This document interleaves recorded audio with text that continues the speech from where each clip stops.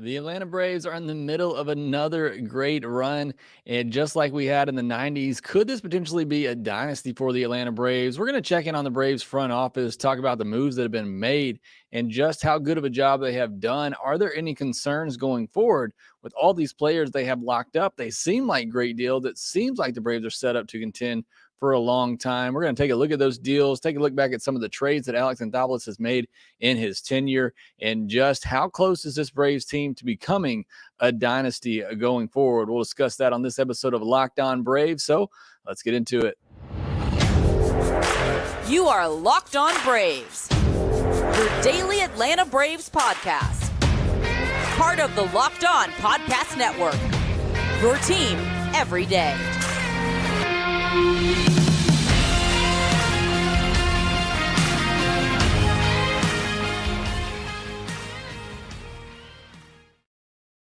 Hey, and welcome back to Locked On Braves, part of Locked On Sports Atlanta, where we cover your favorite Atlanta sports teams each and every day. Make sure you download the Locked On Sports Atlanta app on Roku and Amazon Fire devices. I am your host, Jake Mastriani. You can follow me on Twitter at ShortstopBall. Also, make sure you follow the podcast on Twitter at LockedOn_Braves. Send in any questions, comments, or feedback that you have for the podcast. If you're new, make sure you subscribe to us on YouTube. If you're watching this video, hit that thumbs up button and that notification bell so you get notified whenever we go live, whenever we post a new episode. And as always, thanks for making Locked On Braves your first listen of each and every day. Continue to post episodes daily throughout the offseason right now. So plenty of Braves content for you as we gear up for the winter meetings starting this Sunday. Should be a lot of fun.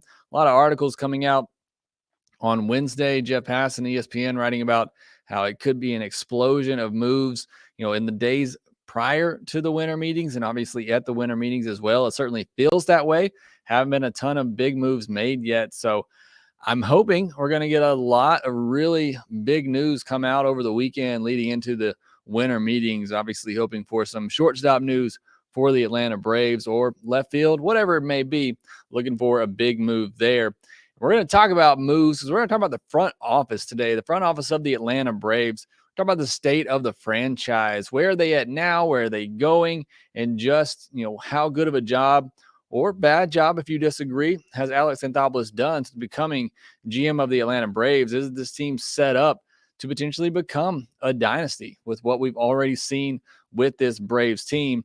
Asked you that question on Twitter as well. Going to read some of those comments in the final segment. So go ahead and start letting me know in the comments if you're watching live. How do you feel about this current regime for the Braves and where this team is heading?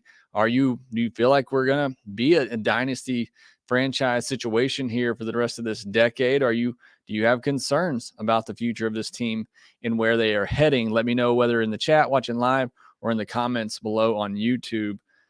Well, let's start with the state of the franchise. Alex Anthopoulos hired as GM in 2017. Since then, the Braves have made the postseason 5 straight years, winning the NL East in 5 straight years. They've made 2 trips to the National League Championship Series. They've won the National League once. That same year, they also won the World Series. So we're in a 5-year stretch here of, really good run for the Atlanta Braves. 5 division titles, 1 World Series.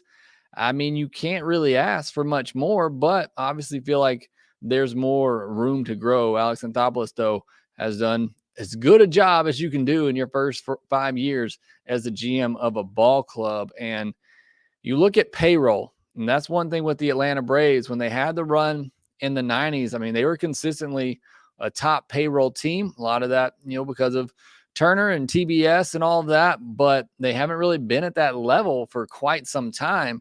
But they are getting back there, a top 10 payroll last year. And you look at when Alex Anthopoulos took over, the payroll's gone from $118 million to $128 million and then $149 million in 2020, what it would have been, obviously, prorated contracts because of the shortened season. And then in 2021, it was $144 million. Took a little bit of a step back because of the COVID year. But then last season, 2022, a career high $187 million payroll. And right now for 2023, they're already set to set another record at $196 million in payroll tied up for 2023 alone. So you're seeing success. With that success, you're seeing the payroll go up, which is what you would hope. And a lot of that, I think you have to attribute to the fact that the Braves opened up a new ballpark. As controversial as maybe that may have been, it certainly has been great for business. The Battery has been amazing. Braves still don't have a great TV contract at the moment, but they are still, doing very well for themselves right now. Obviously, coming up a recent World Series championship helped as well. Over 3 million fans last year. So the business is booming. That is for sure. That's reflected in the payroll, which is great to see. And we'll see if that gets even bigger, if the Braves actually go into the luxury tax for the first time in team history this coming up season, which I kind of think they need to and have to. We discussed that already. But either way, we're at the point now you can't complain about the Braves not spending money. They're a top 10 payroll already. They're saying they want to be a top 5 payroll or can be in the coming years. So you can no longer say this team's not spending money. They certainly are, and that's certainly great to see. You look at controllable assets for the Atlanta Braves. One thing Alex Anthopoulos has done a fantastic job of is locking up this young core that the Braves have. You look at the assets that they control for the rest of this decade and even beyond. Austin Riley is controllable through 2033, Matt Olson through 2030, Ronald Acuna through 2028, Spencer Strider through 2028, Ozzy Albies through 2027, and Michael Harris through 2032. So you look at that young core right there, mostly position players, and those guys are locked up for the rest of this decade. Now, those are going to get pretty pricey, but those are all all-star MVP level type players, Cy Young type players in the case of Spencer Strider, and you have them under control for many years ahead. That's, obviously one of the best things that Alex Anthopoulos has done of identifying good young talent and then locking them up to team-friendly deals. You're going to see contracts that are signed this offseason, players routinely at the top of the market getting $30 million a year. Alex has yet to sign somebody to make more than $22 million a year, which again is why I think Dansby may be going somewhere else if another team comes out and offers him 23, 24, 25 million as has been projected. But again, shows the great job that Alex has done locking up all these young players and not going, too high as far as an average annual value is concerned, and getting some somewhat team-friendly deals, which honestly a lot of the league has not been too happy with. But again, I think that's one of the biggest positives from Alex Anthopoulos' regime right now is locking up that young talent and going to the postseason 5 straight times and winning a World Series, which is great as well. And he's made some really good moves on the trade market, and that's what we're going to talk about next. What are the big trades that Alex Anthopoulos has made, and how has that affected the farm system? We're going to discuss that here next. The numbers don't lie. In the last decade, over 4 million people have chosen SimpliSafe home security to protect their home. You don't earn the trust of that many people without doing something right. At SimpliSafe, your safety is the only thing that matters. It's super customizable, not a situation where you have to purchase things you don't need in order to get the things you want. The system integrates well into your home. It's easy to self-install. No need to have a tech come out and schedule a time for them to come to your house whenever you're available, and no bulky units that are going to mess up your home's design. It's very useful for security and peace of mind as well, which is what I really appreciate. It can move with you even after you install it. Just remove the elements and take them with you to your new home or residence. Customize the perfect system for your home in just a few minutes at simplisafe.com/lockedonmlb. Save 20% on your SimpliSafe security system when you sign up for an interactive monitoring plan and get your first month free. Visit simplisafe.com/lockedonmlb to learn more. There's no safe like SimpliSafe. Well, one thing we know that is safe, that is the job of Alex Anthopoulos, because he has been pretty incredible since coming over to the Atlanta Braves. I don't think anybody doubts that. We trust AA, even after what happened last offseason with the Freddie Freeman situation and what happened there. It's so interesting to see how a beloved player like Freddie Freeman, and he still is, and I'm not blaming Freddie Freeman, but how many Braves fans backed up Alex Anthopoulos with the way that it went down, and with how he quickly pivoted to replace Freddie Freeman with another great first baseman and Matt Olson. So certainly trust Alex Anthopoulos at this point to do the right thing, to make the right moves, not just for the present, but for the future as well. And I think that's been really key when you look at the job that Alex Anthopoulos has done. Is he's done a great job in improving the team in the short term, while also keeping the future in mind. And a lot of that comes with some of the trades he has made. I'm going to go through the list of some of these trades that hopefully you remember. I just think it's a little neat to go down memory lane and look at some of the moves that he's made. When he first came in, obviously coming through a rebuild, first big move that he made was actually a money move. He traded Matt Kemp to the Dodgers for Adrian Gonzalez, Charlie Culberson, Scott Kazmir, and Brandon McCarthy, along with a nearly $5 million. Charlie Culberson ended up being the best player in that deal, and I'm glad that we got Charlie Culberson out of that. Then in 2018, when the Braves suddenly were competing, he went and got Adam Duvall from the Reds at the trade deadline. Didn't have a great season with the Braves that year, but obviously he had some big moments since then. The Braves traded Lucas Sims in that deal, who turned out to be a pretty good reliever for the Reds, although he missed all of last year, but still not a huge loss. Also, at the 2018 deadline, he got Kevin Gausman and Darren O'Day from the Orioles for a couple of prospects. Evan Phillips is the one guy that's kind of, he had a monster season with the Dodgers last year in 2022. Gausman was good for the Braves in 2018, terrible in 2019, ended up getting cut, and then figured things out with the Giants and got a big deal in Toronto. So again, another move there where, it worked out in the short term with Gausman, and you didn't really lose anything in the long term with the prospects he gave up.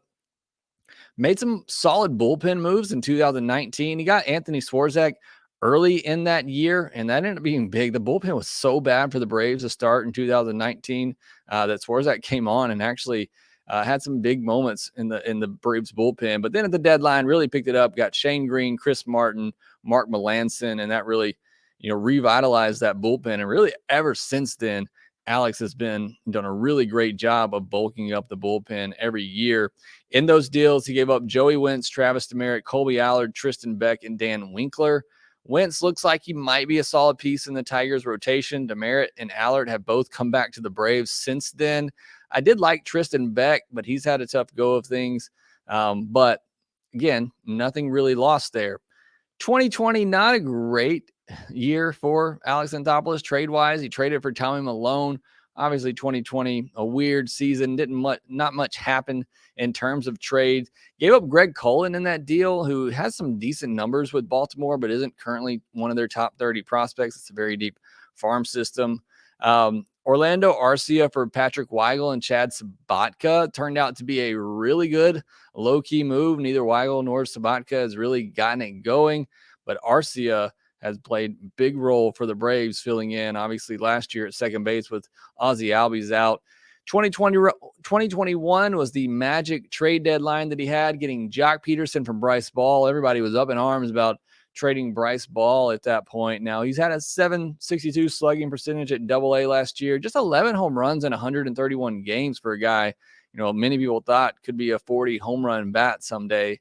He also traded Pablo Sandoval for Eddie Rosario, the NLCS MVP, and then Jorge Soler for Casey Kalich. Got Jorge Soler, the World Series MVP. Kalich had a 4.05 ERA and a 1.45 WHIP as a reliever across 3 levels last year for the Royals.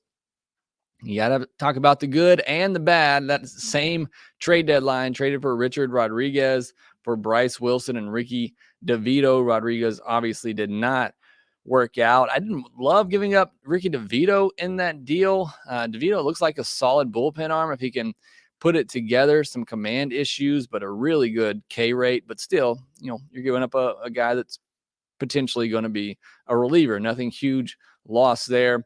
Also traded, got Adam Duvall for Alex Jackson. Nothing lost there. The one trade that he makes, and the next one I'm going to talk about, it's the only time we've really seen Alex Anthopoulos give up some of his top prospects. He sent Christian Pache, Shea Langoliers, Joey Estes, and Ryan Cusick to the A's for Matt Olson. It's the only time, like I said, we've seen AA go out and, give up some of his top prospects, but he had to. I talked about it last offseason. If they weren't going to get Freddie and he felt that's the way it was going, you had to pivot and give up whatever it took to get Matt Olson. You had to get one of those guys. So we see in that scenario where back against the wall, got to pull the trigger, got to make something happen. He is willing to give up those top prospects, but it's really the only deal where we've seen Alex Anthopoulos just throw out his top prospects to make a big move. So up until that point, the talk, I had said it, I wrote about it all the time over at tomahawktake.com. When is Alex going to make that big deal to put the Braves over the hump? When's he going to make that big trade, give up some big time prospects? Well, that was it.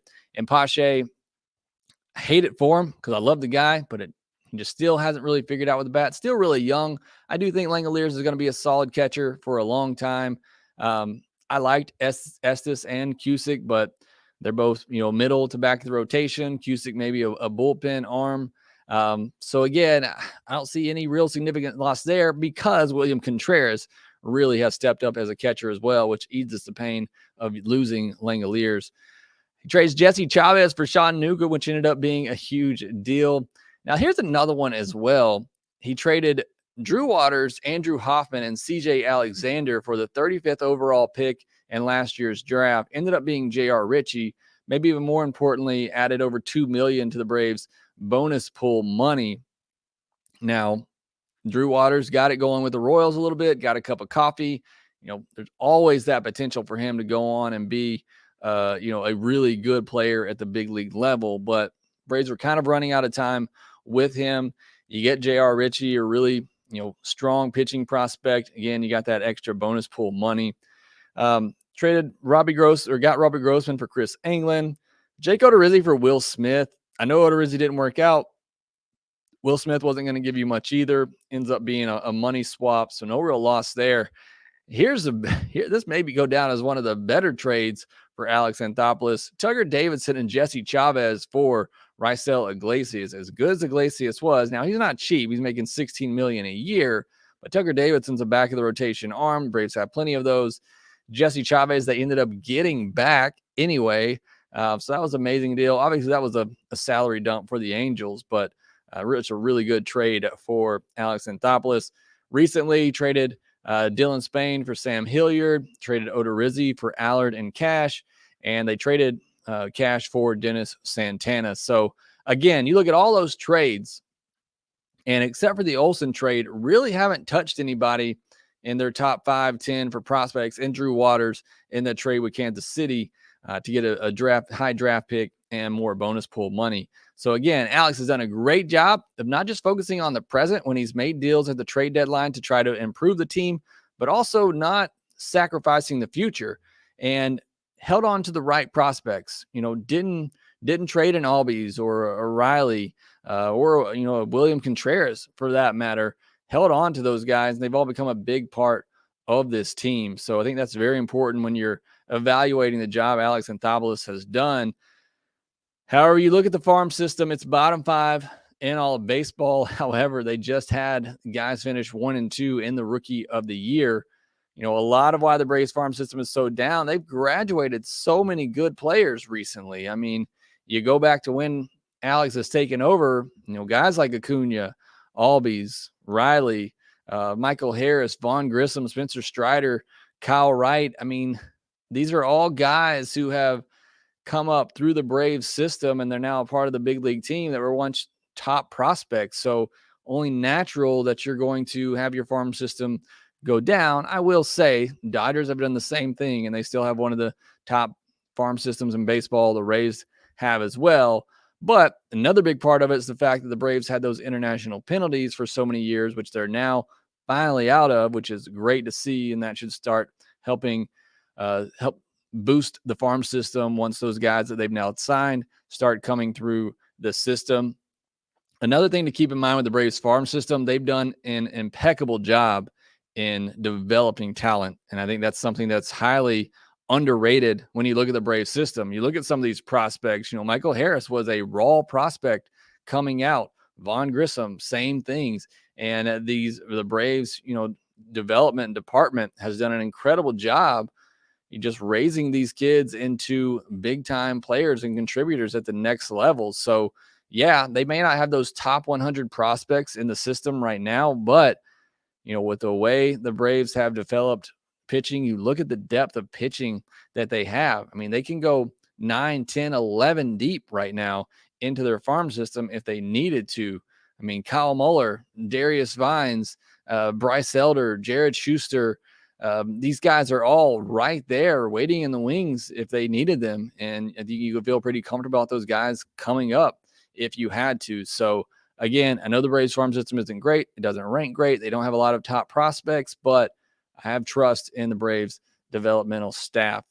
So here's the question that I posed, and I'm going to get to some of your answers after the break. Are the Braves set up for a dynasty? They've already seen 5 years of success. You really just need another 5 years on top of that. Are the Braves a dynasty? Are they on their way to being a dynasty? And look, I grew up in the 90s. I was there for that 14 division run. Everybody's going to look back and say they just had the one World Series. And in my mind, it really kind of holds them back from being a real dynasty. You look at recent dynasties, you think of the 90s Yankees, which should have been the Braves dynasty, but the Yankees took that over. You look at the Giants in 2010 and 2014. In my mind, 3 World Series in 5 years. That's a dynasty. And you even look at the current Astros, who now have their second World Series. Say what you want about the 2017 World Series. That team, the success that they've had, and now that they've got another World Series, I consider them to be a dynasty. And it's all on what you consider to be a dynasty. But in my mind, the Braves go another 5-6 years making the postseason. They reach another World Series. They win another World Series. I consider that a dynasty. I consider that, an elongated run of success, winning multiple championships. And I think that's the key, winning multiple championships. In baseball, really, really hard to do. So in my mind, another 5-6 years of making the postseason, making deep runs in the postseason, winning another championship. I think this could be another dynasty. The core is there for that to happen. We've talked about it. The young talent that they have locked up for this next decade. The money is there now. Again, we've talked about that. They have the ability to go out and sign these players to spend in free agency. It's easier than ever to get in the playoffs now with all the extra playoff spots you have. It's also harder than ever to win the World Series in the postseason because of the extra teams. Just like we saw this year, you run into a hot wild card team like the Phillies who get hot at the right time. You get in a 5-game series and you can get knocked out, and you can get knocked out in that first round. So again, it's hard for me to see them not making the postseason for honestly the rest of this decade. Can they win another World Series? That's going to be the key. Could things go badly? The only way I see things going badly is if, some of these contracts obviously don't work out. Starting in 2026, you're paying $22 million to Riley and Olson, $20 million to Spencer Strider, and $17 million to Ronald Acuna. If one or two of those guys don't pan out, injuries, regression, whatever, you're really in a bad spot. And that's part of it. That's risky with any type of long-term deal. But that's really the only way I see things going badly for this team, is if one of those really 4 key players there either gets hurt or regresses, and then you're stuck with all that money on 1 or 2 of those guys. But, that's $80 million tied up to 4 players. You really need 3 of those guys to be who the Braves expect them to be through the entire run of this next decade. And, oh, by the way, that's not even accounting for the fact they could bring back Dansby Swanson, who's going to get $20+ million a year, potentially get $20+ million a year during that time frame as well. So always that risk in long-term deals. Still would rather them do it than not. And I'm not saying that any of those players will regress. Obviously, you can't predict injuries, but there is some risk with those long-term signings that the Braves have. All right, next, give you a little bit of news, and I'll get to some of your contents on this Braves front office and the job they've done. How confident are you in them going forward? We'll discuss that next. This episode is also brought to you by BetOnline. BetOnline.net is your number one source for football info this season. Find all the latest player developments, team matchups, news, podcasts, and in-depth articles and analysis on every game that you can find. And as always, BetOnline remains your continued source for all your sport wagering information with live betting and up-to-the-minute scores for every sport out there. It's the fastest and easiest way to check in on all your favorite games and events, including NBA, MMA, boxing, and golf. Head to betonline.net or use your mobile device to learn more. BetOnline, where the game starts. A couple of news items I wanted to get to. I had somebody mention this on Twitter and asked me to talk about it or at least mention it, so I will. I've said on here before, I'm kind of over the Hall of Fame at this point, and I hate to say that because I used to love the Baseball Hall of Fame so much, but the steroid era has really just kind of tainted everything for me and made it kind of weird.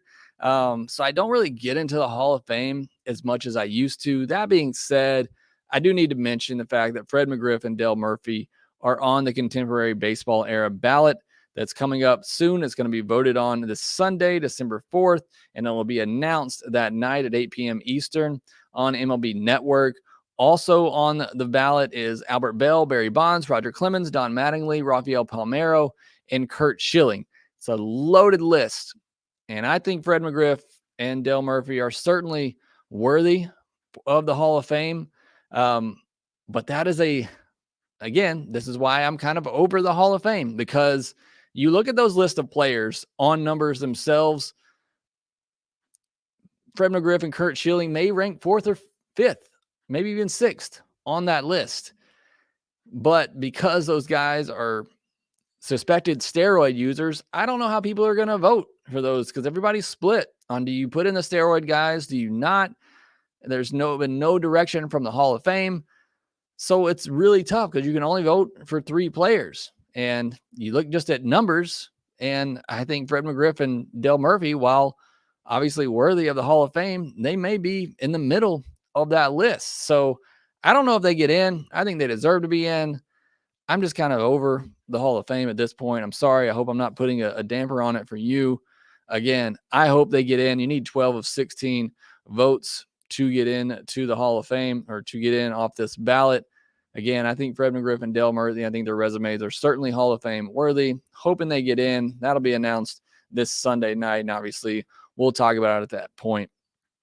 I wanted to give an update on Acuna. He's 11 for 23 now in 7 Venezuelan League games. I think that's counting the pinch hit game. So I think he technically has 4 games left that the Braves have allowed him to play over there. He did hit his 2nd home run on Tuesday, a hanging breaking ball that I think I would have hit out, but still pretty awesome to see him having some success there. Interesting story from Justin Toscana of the Atlanta, of the AJC, who says that the Braves believe that Marcel Ozuna will have a bounce back season in 2023. Came out late in the day on Wednesday. I immediately rolled my eyes. Full disclosure, I didn't pay the fee to read the article, but I'm pretty positive I know what's in there. You look at his Baseball Savant page. He hits the baseball hard, all those, good things, and that his expected batting average, will be what it should be with all that hard contact. He's going to work hard. He's going to get in shape, blah, blah, blah. I don't buy it. I think this is posturing from the Braves side, trying to hopefully give him some value on the trade market. But I don't know. I know the Braves don't want to eat this money.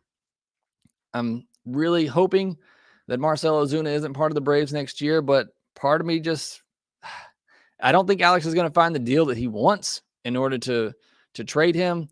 And I don't think he's willing to eat all of that money just yet. I think, honestly, he's hoping Ozuna comes into 2023, lights the world on fire, and then maybe he's willing to move him in a deal during the season. His value is obviously very low right now. Everybody knows the Braves want to trade him to get rid of him. So there's not a lot of leverage in these discussions Alex Anthopoulos is having. I don't buy this article from Justin, who does a great job with the AJC and obviously has to write what they're telling him. But I don't believe this at all, and I don't put much stock in it. A couple of other news outside of the Braves. Don Mattingly joined the Blue Jays as a bench coach. Shelby Miller, old friend of the Braves, signed a major league deal with the Dodgers. So watch out for Shelby Miller, his return in 2023. All right, I posed the question on Twitter. How do you feel about this front office? And do you think this is a dynasty going forward? Or do you have any concerns? Chris Shaffey says they are doing great things on and off the field. The coaching staff and front office team have created a strong foundation. AA finds players that work hard, are focused, and have the Braves' winning team attitude. They have the ingredients, and the Braves way will keep striving. So like that optimism there from Chris. Brad Horn says somewhere in the middle, unless we sign both a premier shortstop and left field this offseason, then it'll be a confirmed dynasty. I'd love to see another premier starting pitcher as well if they are serious about being top 5 in payroll. So Brad's ready to go all in, sign a left fielder, sign a shortstop, get a premier starting pitcher. Certainly would be on board for that. Sam Peeble says, I think it's somewhere in the middle as well. A dynasty is largely based on dominoes falling the right way. AA is setting them up to where the dominoes actually exist in the first place. And it's a great point, as always, from Sam, who does a great job podcasting as well. He writes for Tomahawk Take and Battery Power. So appreciate that comment there from Sam. And I do agree. AA has put them in a place where you just need, the dominoes to fall the right way as they did in 2021. And this team's set up to win a World Series and become another World Series and become a dynasty. Steve Lamb says, I think it's a little bit of both. So somebody else right in the middle. Whit Price is dynasty 100%. So I like that there from Whit. And Perry Nick says, I lean toward dynasty right now, but let's see what happens at short and left. I say, let's go Dansby and put a lot of money on a big time left fielder. So somebody else thinking it all depends on what happens this offseason at shortstop and left field. All right, I'm going to jump to the comment section real quick. Braves N01 says, what happens first? Braves dump Ozuna or Swanson signs elsewhere? Well, that's assuming you think if Swanson signs elsewhere. I think Dansby signs before the Braves dump Ozuna. Where Dansby signs, I don't know, but I think we see Dansby Swanson sign before the Braves dump Ozuna. However, if the Braves are going to trade Ozuna, I think that happens before Dansby signs. I don't know if that makes sense, but I think if the Braves trade Ozuna, it happens before Dansby signs. I think if the Braves are going to dump Ozuna, it happens after Dansby signs. Hines mentioned the article from Justin talking about Marcel, Braves sticking with Marcel. What's changed to make us now count on a resurgent? Doesn't make sense to me. Kind of already covered that. Again, the only reason I can see the Braves coming out and saying this is that they're trying to give him some more value from other teams in trade discussion.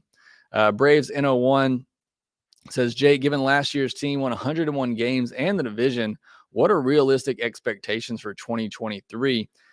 Realistically, and a lot, again, as some of you have commented, depends on what happens at shortstop and left field. I think even if you went internally, let's say they went Grissom at shortstop, Rosario in left field, still a division contending team in my mind. So starting to lose my voice here a little bit, so I'm going to wrap things up. Apologize, wasn't able to get to some of your comments. Put them in the YouTube section below, and I will get to those there. Appreciate all the comments and those joining in the chat section. But that will do it for this episode of Locked On Braves. Thanks for making us your first listen of each and every day. Now go make your second listen, Locked On Sports Today, talking about the biggest stories and giving the take of the day. Again, thanks for listening. Be sure to follow us on Twitter at LockedOn_Braves. Follow me at ShortstopBall. Make sure you rate, review, and subscribe to the podcast wherever you get your podcast. And we'll talk to you next time.